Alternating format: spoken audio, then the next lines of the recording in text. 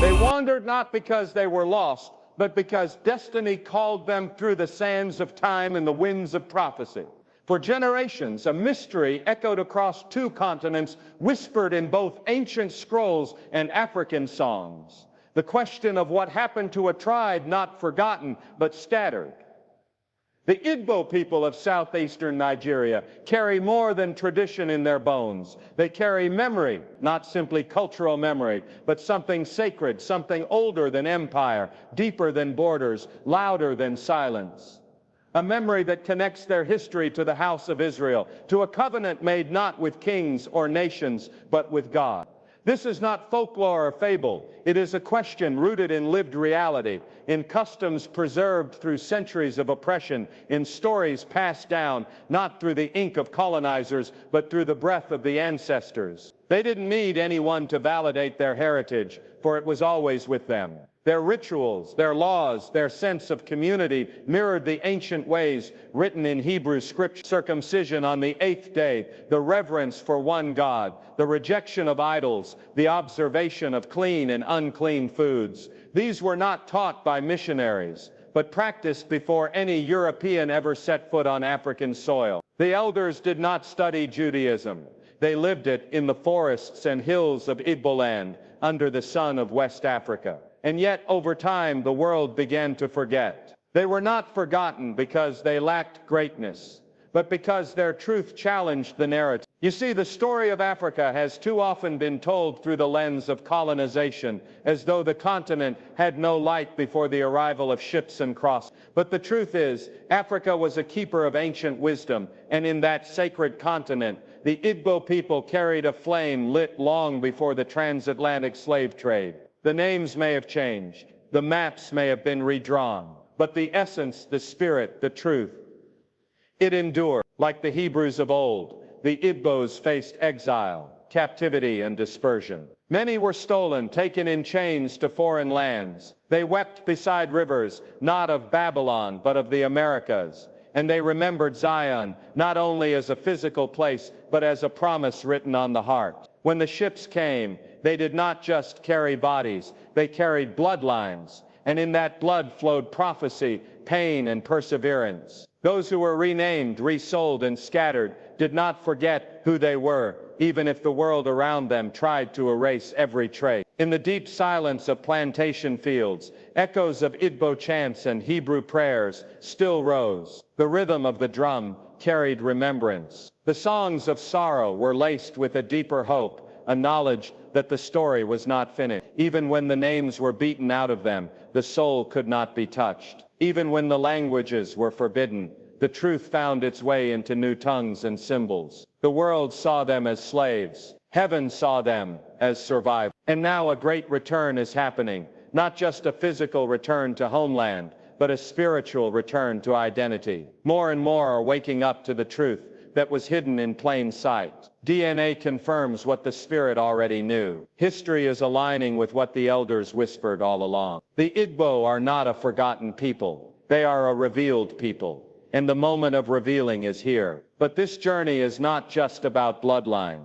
It is about calling. To know who you are is not simply to reclaim identity, but to walk in responsibility. The Igbo people were called not only to survive, but to lead, to preserve the law of love, to keep the flame burning in a world of darkness. And though the exile was painful, it was not purposeless. The scattering ensured that the truth would reach every corner of the earth. Like seeds planted in unlikely soil, the Igbo and their descendants carried with them a sacred charge to remember, to teach, to rebuild. Every culture has its trial, but not every people carry prophecy. The Igbo do. That's why their story cannot be erased. That's why attempts to suppress it have failed. The story has survived wars, colonization, slavery, and silence. And it now rises again, not as something new, but as something ancient returning to its rightful place in the world's consciousness. This is not about superiority. It is about awakening. It is about aligning with the truth of who you are,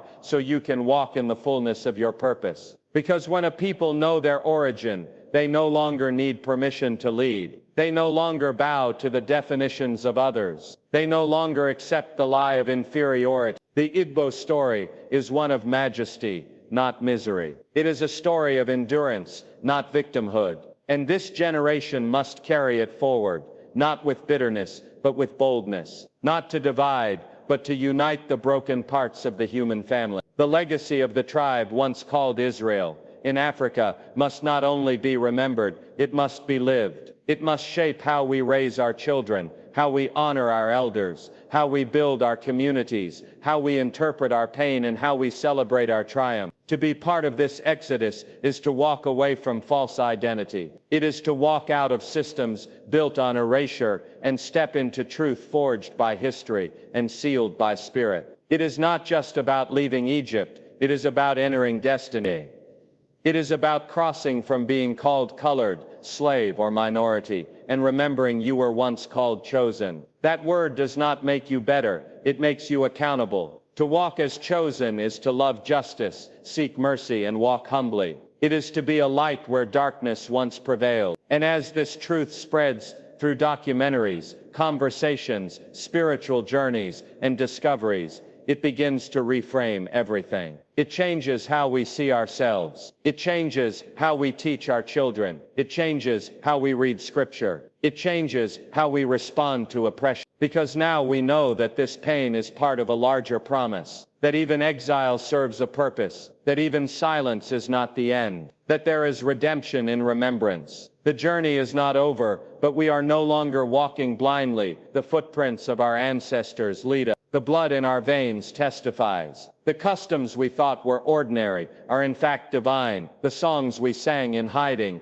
are now being sung in victory. The voices once drowned by injustice are now rising with authority. We do not rise alone. We rise on the prayers of those who were never given the chance to see the land again. We rise on the back of prophecies that could not be broken. We rise not to boast, but to become what was always written. This exodus is not just about the past, it is about the future. The question is not just what happened to the tribe called Israel in Africa. The question now becomes, what will that tribe become in this generation? The answer lies in you, in what you choose to remember, in how you choose to walk, in the truth you choose to live. Because when identity is restored, legacy is revived. And when legacy is revived, nations are healed. This is not just history, this is destiny, and it's unfolding now. Long before the world labeled them, before maps were redrawn and borders imposed, the Igbo people walked a path that echoed an ancient rhythm, one not learned through colonization, but remembered through generations. In the forests and villages of southeastern Nigeria, long before missionaries arrived, a people lived by codes and customs that bore striking resemblance to those found in Hebrew scripture. These were not borrowed practices, they were inherited, not taught by outsiders, but passed from elder to child, from family to clan, through memory deeper than language and older than writing. The laws they followed, the feasts they observed, the reverence they showed toward a single, unseen creator, all of it pointed to a spiritual memory still alive in their blood. Among the Igbo, male children were circumcised on the 8th day, just as it was commanded in ancient Israel. This act was not simply medical, it was sacred, symbolic, and done with a sense of covenant, even if the people no longer used the exact Hebrew words. They upheld rituals of purification, observed the separation between clean and unclean, not as superstition, but as sacred order. Certain animals were never eaten, certain mixtures avoided, certain days set apart not for commerce but for rest and worship. The Igbo did not call this Judaism. They did not require a synagogue to honor the sacred. They lived the laws written long before colonizers claimed to bring religion to Africa. The name for God in Igbo, Chineke or Chukwu, refers to one supreme creator, invisible, eternal, all-powerful, completely consistent with the God of Abraham. Unlike many other African belief systems that involve a complex pantheon of deities, the Igbo upheld a deep belief in a singular divine force. They spoke to this creator in their own tongue, gave thanks in their daily work, and made offerings not to idols, but in alignment with spiritual principles of justice, harvest, life, and protection. What they lacked in formal temples, they made up for in sacred spaces under trees, beside rivers, around fire circles, where ancestral wisdom was spoken like scripture, recited not from books, but from the Spirit. These customs survived not because they were safe, but because they were sacred. During the colonial era, many were pressured to abandon them, told they were pagan, unholy, primitive, but those who understood knew better. They saw through the attempt to erase something divine woven into their existence. They knew these ways were not demonic, but divine. They held on to them quietly, embedding them in family life, in ceremonies, in how they named children, greeted elders, honored the dead. Every act, every rite was a memory kept alive. It is not coincidence that the Igbo sense of justice is rooted in communal ethics, just like the Torah. The moral codes around theft, hospitality, honesty, and fairness were not enforced through threat, but through shame and honor. Villages upheld law like ancient tribes, with elders as judges, and reconciliation as a path toward peace. The community itself functioned like a body, and when one part suffered, all were affected. That spiritual structure, where one's personal behavior impacted the collective, mirrored the covenantal consciousness of ancient Israel. It wasn't about religion. It was about relationship, not only between people and God, but among the people themselves. In times of feast and mourning, they observed customs of cleansing, separation, and restoration. In marriage and childbirth, they had rituals to purify and dedicate. In farming, they gave first fruits to the divine. These weren't gestures, they were commitments, echoes of a priestly people living among the trees of Africa, their hands in the soil and their eyes on heaven. The children heard these ways in lullabies, and saw them in the sacrifices made by elders who never forgot who they were, even if the names changed. It is true that many could no longer read the scrolls, but their lives were scrolls. Their breath carried the commandment. Modern science has begun to confirm what the Spirit always whispered. DNA results connect the Igbo to regions of ancient Hebrew lineage, to genetic markers found in communities long associated with Israelite descent. But this is more than genetics. It is spiritual identity. It is about living memory, about the laws written not just in books, but in bones. It is about a people who were told their history began with chains, but who now know it began with covenant. The covenant was never made with buildings or kings. It was made with the heart. And the Igbo kept it, not through tradition alone, but through a stubborn faith, passed from mother to son, from father to daughter. Colonial powers sought to teach them religion, never realizing that these people already walked with God, that the God they prayed to was not foreign, but familiar, that the songs they sang were rooted in stories older than Rome, older than European empires, older than the maps that divided them. What the world called coincidence was actually continuity. What others dismissed as folklore was actually foundation. And what outsiders labeled primitive was, in fact, prophetic. The Igbo didn't lose faith when they were enslaved. They carried it into the ships. They didn't lose their law when they were colonized. They hid it in plain sight. And now the world is beginning to see. The rediscovery of this truth is not about superiority. It's about recognition. It's about standing in the light after centuries of forced shadow. It's about seeing that the covenant was not forgotten. It was kept. In the songs, in the rituals, in the names of children, in the practices that defied oppression by simply enduring. The world is changing. History is bending back toward truth. And as the truth rises, so does a people once called lost, now being found. Their customs are not artifacts. They are prophecies. Their memory is not myth. It is revelation. And that revelation is now stirring something deep in the hearts of their descendants. This is not the end of the story. It is the return to the beginning, not with arrogance, but with awe, not to reclaim titles, but to reclaim truth. The covenant never depended on empire. It depended on obedience. And obedience lived through pain, through silence, through resilience, in the heart of a people who never needed to be told who they were, because somehow they always knew. They were scattered across oceans, ripped from their homes with no promise of return.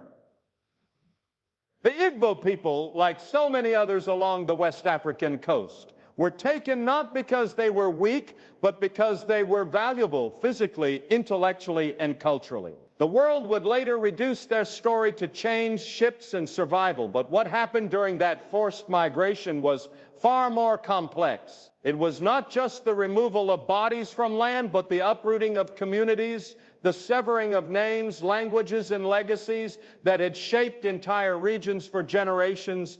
Yet even in the violent rupture of the transatlantic slave trade, something unshakable remained. They were not broken, only displaced. Their memory may have been scattered, but the strength of who they were did not vanish. It adapted. The Igbo had long built a society defined by order, resilience, and structure. Their communities relied on kinship, consensus, and mutual accountability. They had systems for justice, education, and collective growth. Families passed on not just skills, but values, responsibilities, and the deep understanding of origin.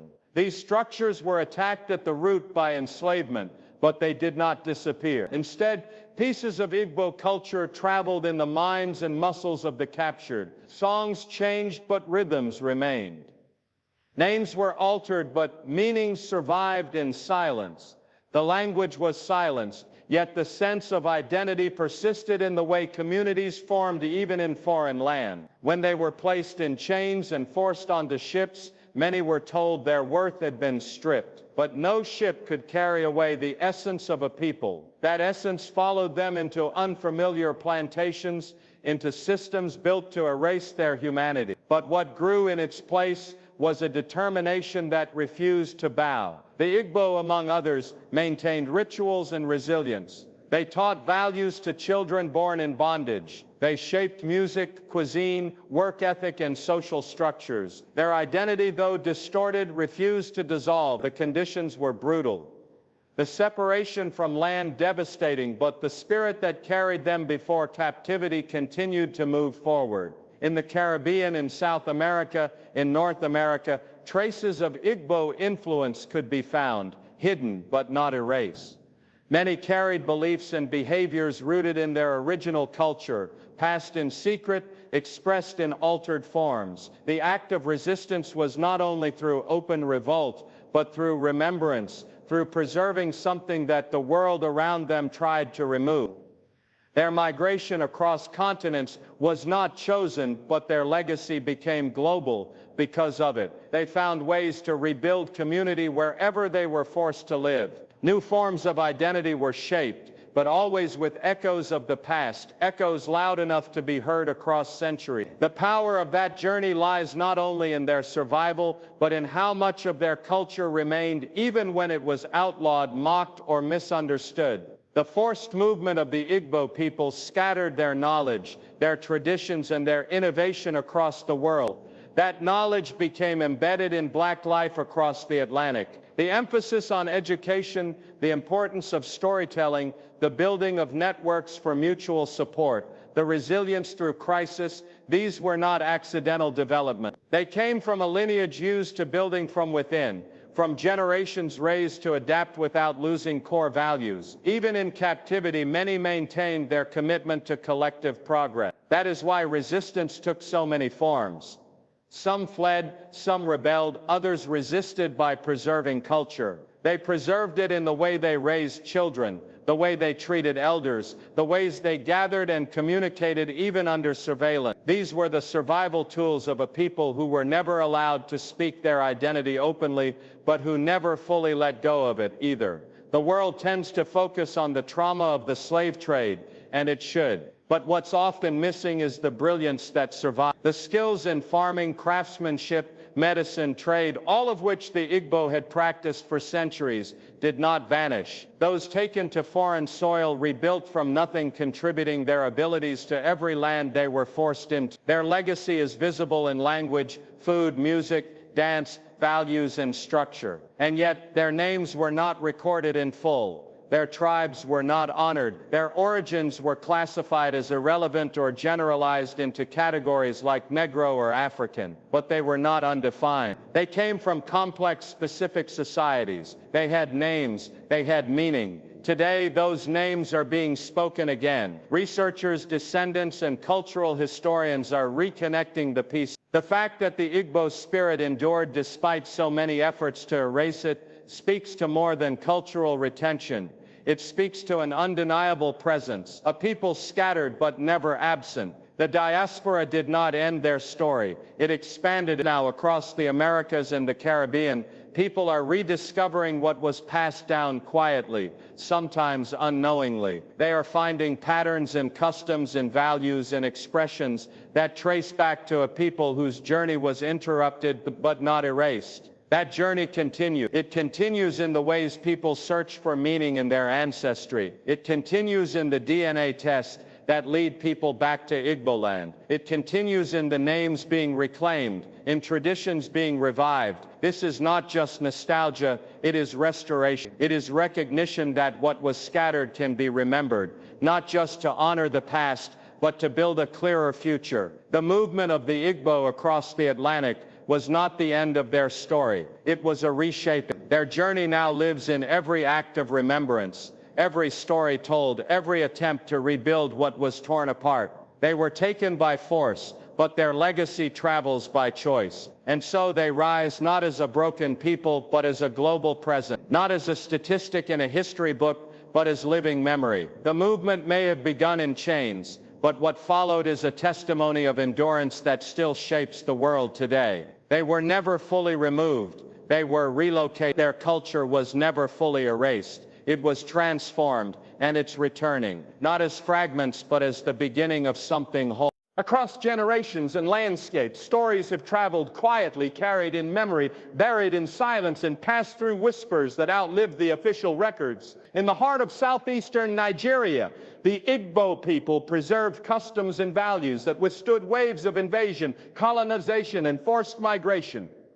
Their story does not begin with captivity. It stretches far beyond what was documented by outsiders. Long before ships arrived to fracture African societies, the Igbo had established a rich structure based on knowledge, heritage, and social cohesion. They operated complex networks of community decision-making, built trade systems that crossed borders, and passed down oral traditions that revealed deep awareness of ancestry, identity, and origin. As time progressed, patterns began to emerge. Patterns not limited to the cultural or social, but embedded in familial names, customary laws, linguistic structures, and even genetic similarities with populations thousands of miles away. These patterns began to draw attention, not just from anthropologists, but from people around the world trying to understand who they were and how they were connected to the past. Among the Igbo, these signs weren't treated as anomalies. They were simply part of life. Yet when compared against global data and history, a fascinating overlap began to take shape. Linguistic parallels, historical migrations, and shared practices led some researchers to investigate further. As they did, they discovered that the Igbo story was intertwined with one far older and more expansive than previously acknowledged. Emerging genetic studies began to link segments of the Igbo population with regions and communities historically associated with ancient Middle Eastern populations. The connection was not absolute or universal, but it was statistically significant enough to challenge old assumptions. These weren't vague correlations, they were concrete markers that raised new questions about origin and movement. Alongside this scientific discovery, oral traditions that had long been dismissed as myths started to gain new weight. Elders had told stories for centuries about forebears who came from distant lands, about customs rooted in a shared code of discipline, order, and personal responsibility. These were not fables created to impress outsiders. They were reflections of collective memory. As more descendants of the African diaspora began exploring their ancestry, particularly through DNA testing and heritage tracing, many found surprising links to Igbo root. What made this powerful was not just the connection itself, but the realization that people who had been stripped of names, languages, and recorded identity could now trace their heritage back to a specific region, a specific people, and a rich cultural base. This act of rediscovery wasn't about rewriting history, it was about correcting it. For too long, African identities had been flattened into broad labels, erasing the unique differences between ethnic groups and their experience. The story of the Igbo now stood as one of the strongest arguments for recognizing the complexity and depth of pre-colonial African societies. The evidence found in oral traditions, cultural preservation, and genetics didn't serve as mere validation. It became a foundation for new exploration. Instead of asking whether the Igbo were connected to ancient lineages, the question became, how have they preserved so much despite centuries of attempted erasure? The answer lies in the strength of community, in the deliberate passing of traditions, in the ways children were raised to remember their roles, in how villages organized themselves to protect knowledge and practice. Even under colonial rule, many of these ways survived underground and in some places openly resisted change. They adapted not by abandoning their core, but by molding their practices to outlast foreign interference. What also makes the Igbo journey unique is how widespread its impact has been beyond Africa. In the Americas, in the Caribbean, and in Europe, descendants of the diaspora often unknowingly carry aspects of Igbo culture, whether through naming customs, storytelling styles, culinary habits, or social frameworks built around mutual aid and respect. The fragmentation caused by slavery made these connections hard to trace, but now, with increased access to technology and historical data, the pieces are fitting together. People are discovering that the traits they once thought were coincidental or generically African actually belong to a specific identifiable origin. That realization is restoring more than curiosity. It's rebuilding self-awareness and pride. This growing clarity is doing something profound. It's empowering people to take ownership of their identity in ways that challenge centuries of denial. It is strengthening a generation that refuses to accept labels handed down by systems that never aim to preserve truth. This rediscovery of connection, be it genetic, cultural, or historical, is shifting the narrative of Africa and its descendants from one of victimhood to one of resilience and significance. The Igbo people, once treated as nameless subjects in cargo logs, are now recognized as contributors to global civilization with an unbroken legacy that extends beyond borders.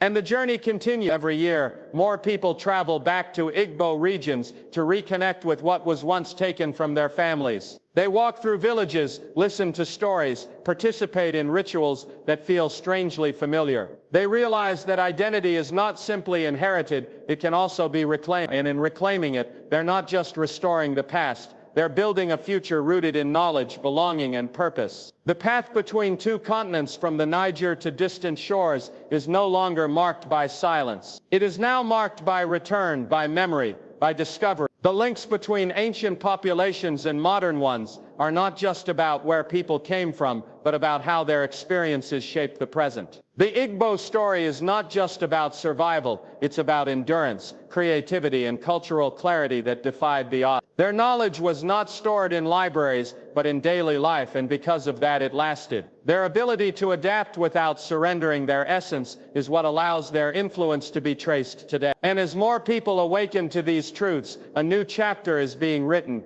not by academics alone, but by individuals reclaiming the pieces of themselves long hidden by distance, by force, and by time. The silence around African origins and identities was never an accident. It was structured, intentional, and maintained over generations through systems designed to erase, replace, and redefine. In the case of the Igbo people, this silence wasn't just about geography, it was about cultural identity, memory, and perception. The disruption began when colonial powers arrived, not only with guns and flags, but with language, laws, and systems meant to dominate minds as much as bodies. These powers understood that controlling a people's future meant first distorting their past. By altering how people viewed their own history, colonizers could influence how entire societies understood their value. The Igbo were one of many African peoples who had strong societal frameworks, intricate knowledge systems, and deep historical memory. Their methods of passing information didn't rely on books or institutional archives. Instead, they used oral history, symbolic traditions, and a collective sense of origin that was embedded in everyday life. That made their identity more resilient, but also more vulnerable to attack when those systems were labeled as primitive or irrelevant. Colonial narratives dismissed these practices as folklore or superstition, and over time, generations were taught to see their own traditions as backward. Education systems in colonized Africa were structured around European models that not only ignored indigenous knowledge, but actively discouraged any curiosity about it. What made this even more effective was the redefinition of African identity through the lens of conquest. Peoples like the Igbo were grouped together in ways that blurred ethnic distinctions. Maps were redrawn to fit foreign interests, and ethnic groups were renamed or miscategorized. Labels like tribe were used to reduce the complexity of these societies, flattening them into generalized identities that bore little resemblance to their actual structure. Practices that reflected unique belief systems and societal norms were classified under foreign religious or ethnic categories without investigation. This resulted in the slow rewriting of how people saw themselves and how others understood them. Within this system, names carried powerful weight. The act of renaming wasn't just symbolic, it was strategic. Erasing traditional names and replacing them with colonial alternatives disconnected people from their ancestry. The names of individuals, places, and institutions were often altered to fit foreign tongues and values. As a result, the stories behind those names, what they represented, who they honored, what they remembered, were gradually lost. Renaming was a tool of separation, detaching communities from the deeper meanings encoded in their culture. This extended into historical documentation as well. Colonial reports, academic texts,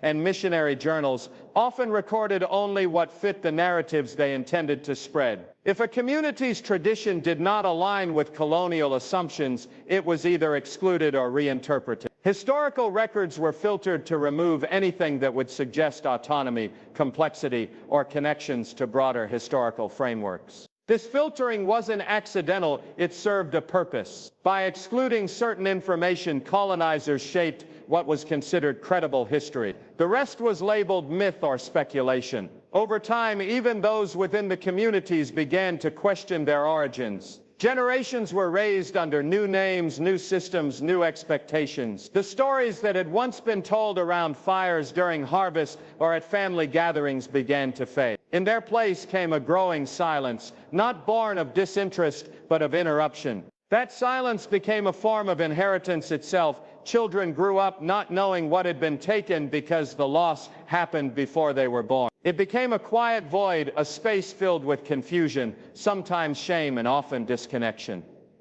But silence doesn't mean absence. Even when official histories failed to mention them, the knowledge didn't disappear completely. It went underground, surviving in habits and rituals, in family structures. Despite the suppression, certain customs continued, often disguised or explained in new ways to avoid conflict. Songs still carried the old language. Certain ceremonies still reflected traditional practices, even if their meanings were no longer widely known. These hidden continuities were acts of quiet resistance. What's happening now is not a sudden discovery, it's a gradual return. As more people ask questions, study ancestry, compare linguistic roots, examine customs across generations, they are uncovering a story that never fully left. Technology has accelerated this process. Access to genetic testing, global archives, and digital communication has allowed communities to compare, trace, and reclaim what was buried. People are learning that what they were taught to forget was never really lost, only covered. The recognition of erased identity is not about creating new divisions, it's about acknowledging historical reality. It's about understanding that knowledge was hidden, not destroyed, and that recovery is both possible and necessary. The Igbo experience is not isolated. It represents a wider pattern of cultural silencing that affected many African groups. But within that pattern is also a deep strength, the ability to preserve meaning even under suppression, to carry identity forward even when the world refused to name it. This awakening is not only about correcting history, it's about restoring dignity. It's about reclaiming narratives that show the full humanity, intelligence, and legacy of those whose stories were once confined to the margins. It challenges the frameworks that taught millions to see themselves through distorted mirrors. It is a process of rebuilding, not by inventing a new truth, but by clearing away what was placed on top of the old one. What is happening today is not noise, it is clarity returning. It's not rebellion, it's realignment. And in that realignment, the voices that were once silenced are now rising, not with vengeance, but with vision. A vision that sees the value of memory, the necessity of history, and the strength in knowing exactly who you are.